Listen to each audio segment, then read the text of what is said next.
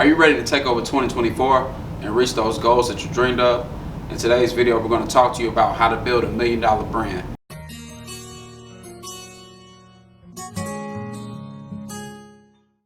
But first, let's start off with the definition of what is a brand.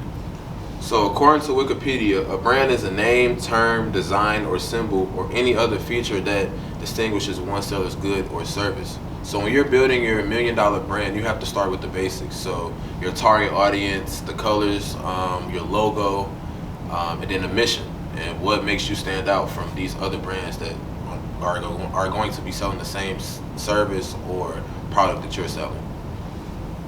So when you think of a brand, what's the first thing that comes to your mind? When I think of a brand, I think of brand ambassadors, people who represent your brand. Like I said, logo, the specific style of this brand, the specific colors of this brand. Yeah, so that's what I think of. The name. Yeah, the name, of course. Yeah. The reputation. So yeah. The real secret is how to become a brand that people say yes to regardless of the price. So when you think of personal brands like Kanye West, or even business brands like Apple, Apple comes out with a new phone every year and makes small adjustments but raises the price every single year. And that's simply because of their reputation. What they stand for, and like their products. Of course, people are going to buy it every single year. So, but the problem is most brands mean something that they don't want it to mean. And when we talk about that, it's very hard to build up your reputation, but easy to damage it. Right. So yeah. So what's some things that you can do that can keep that good name? Like you're a business owner, right? Yeah. So what's some things that you guys have done to keep Pillar's name in good standing? I think the main thing, as far as branding, it was a few things, but the main thing is consistency. You want to be consistent across the board. You want to have a certain standard to your brand, a certain expectation that you are willing to reach, and anything below those standards or those expectations is pretty much unacceptable. So when you set those standards and to your brand, you start to get results. When you're consistent with what you do, you start to get results over time, over a period of time. As far as with color schemes and logos, for us it's simplicity. With a lot of people it's simplicity. You get straight to the point. A lot of times with branding, people are going to ask you what's the meaning behind a certain name or a certain thing, or what is it. A lot of brands do have meanings to why they chose their name. Right. A lot of brands have the meaning right in the name. Yeah, say for instance, Last Tech may have last by and whatever her name is, so you know exactly what you're going to get from that service. Right. But then you have other brands like Nike. If you didn't know what Nike was, you would just see the word Nike in the swoosh, and you would be like, what is that? Yeah. You know what I'm saying? But they established over time, so everybody knows exactly what Nike is. Exactly. Yeah. So yeah, let's talk about the 3 I's when it comes to building a brand. So if you're going to build a brand, you have to become first a brand of integrity. So no matter who's around, what's the situation, you're standing by whatever your message is. Yeah. And then after that, you have to become a brand of influence. So after of course you're in the starting stages of your brand, of influence. So you're influencing your community or whoever you serve to support whatever you're doing. Mm-hmm. And then after that, you have to become a brand of impact. So a brand of impact means whoever you're supporting, they're benefiting from your service or product. Yep. So they're getting that impact from you. Yeah. Great brands make sure to have a positive impact on their consumers, no matter if they're selling a product or a service. For example, barbers, if you have a great barbering brand, your client feels great when they leave your chair. They're not discouraged or feel a certain way about the haircut. They might tip you, you know what I'm saying? Yeah. If you're selling a product like Gucci, you go in a Gucci store, you should be getting A1 top tier service because you're expected to spend a lot of money inside that store. So when you leave, you know, you feel great about that purchase, you know what I'm saying? So yeah, great brands make sure to have a positive impact on their consumer. Yeah, so after establishing your brand, now you can monetize it. After creating a community of like-minded individuals, they won't feel bad about supporting whatever it is that you're doing.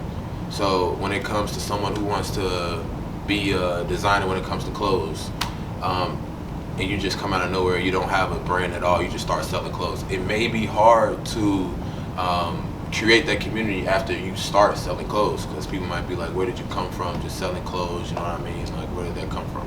So establish that brand first. I think that's the right way to do it. Like I said, it may be hard to do it the opposite way, but yeah, establish that brand first, create that community where people think like you, like-minded individuals, and then yeah. And I would say, when you're branding, we all want to get monetized, but a lot of times you have to just get out and start. So if you think that your brand is good enough to be monetized and you're confident in that, then go for it. You're going to meet a lot of people that have brands that do a lot of rebranding throughout the years. There's a lot of things that they might want to change, they might want to fix. So there's nothing wrong with rebranding. Like, it's not going to be perfect starting off, but you always want to start off, with your brand. And the main thing is being confident in your product and your service, and that your brand is easy for people to find. Accessible. There's nothing wrong with rebranding. Companies do it all the time. You see NBA teams do it all the time, where they may have certain jersey colors, and then next you know they have different jersey uniforms, different logos, different everything. Yeah, so rebranding is all around us. We see it all the time with major corporations, McDonald's, Burger King. They offer different deals. They offer different perks. That they update certain things. So rebranding is constant, especially when you're over business over X amount of years. Yeah, and then I want to touch base about something you said. Don't be motivated by money, because when you have a brand, you're going to have ups and downs. So, of course, when you have ups, you may feel like, I'm on top of the world, but you could have a down, and you don't want to get caught up in the past where you were doing so well. So, I would say when you create your brand, you're going to have downs. So when you have those downs, if you know that the product or service that you sell is A1 and top tier, money should motivate you to keep going every day. What should motivate you is still serving the people that you serve with great quality, and growing your business, growing your brand. Just make sure you keep constantly growing your brand, regardless, because the needle's always going to go up and down, as long as you're trending upward. Yeah. We always want to trend upward with our business or with our brands. So we just got to make sure, hey, sometimes those tough times make us get back to the drawing boards. So when those tough times, when those slow times come in, you just got to get back to the drawing board and reapproach your attack on your new plan. Facts. And then don't be afraid to showcase your face. You know what I'm saying? Hiding your face away from the community that you are potentially trying to serve doesn't help them trust you. You know what I'm saying? If you're just putting out all this content and then people are like, who is the guy that's behind it? They may not, trust you. When it comes to branding, people always are interested in your story. It's always good to kind of post your timeline, because people like to see success stories, watch people grow. There's a couple people I actually follow on TikTok that I've seen just start off. Maybe one example is this guy called LES BBQ. He started off just cooking in his driveway. Now he has restaurants. He's selling out, doing food pop-up trucks. It's a good thing watching him grow, because all he did was stay consistent with posting content. And it was the same thing. All he did was cook every day, post content, show the food. Cook, post content, show the food. It just blew up until more people started catching on and engaging with this content, and then it just started growing his brand from here. Yeah. And even I've seen him get negative feedback from it as well, from certain orders, or it may take that long. All he did was just make a video explaining, hey, this is how it is. If you're unhappy with this is how I'll take care of you. This is how I do that. And he just keeps positive engagement with his brand. Yeah. Because like you said earlier, it's easy to get negative engagement, and it can shoot you down. That's quick. Negativity instantly shoots the brand down, and people just kind of ride the negative train all the time. And that's what feeds people. People feed into negativity. That's what draws people into the internet a lot of times, negativity. But it's your job to stay consistent. You know where you want to go. So it's, even though you're getting all this negativity, it's your job to stay positive. You know what I'm saying? It's your job to stay consistent. So, and then when you talk about personal brands within these big corporations, one big corporation that comes to mind is Apple.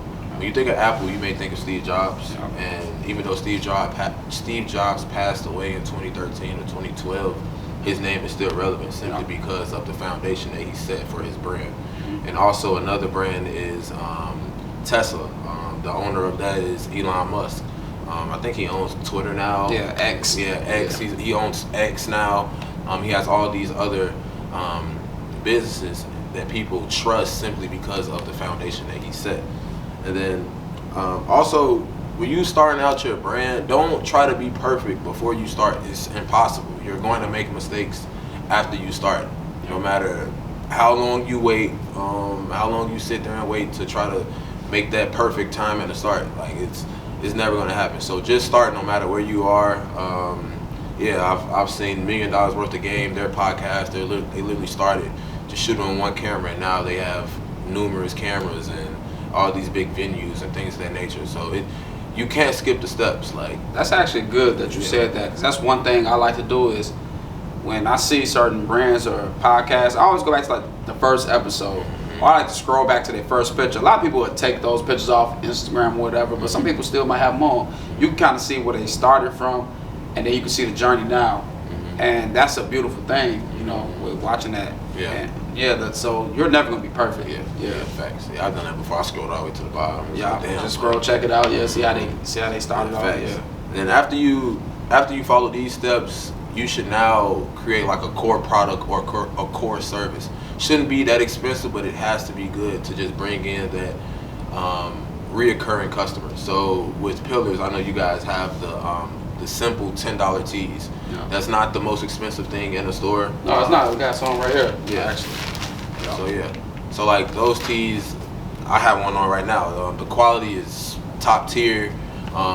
It's simple, you know what I'm saying? It's $10. It's not going to make a dent in people's pockets, but it's going to make them. Hopefully, it's going to make them a reoccurring customer. Yeah. Driving new customer and then reoccurring customers. You know. Yeah. So amateurs sell to make money, but professionals sell to make clients. So that person that comes in and buy that $10 tee, they may come in later when they need to go out and go to a party. Like, hey, I know Pillars got good quality stuff. They might just come and get another $10 tee. You know what I'm saying? Or they might spend hundreds of dollars in here simply because of the service that you guys provide.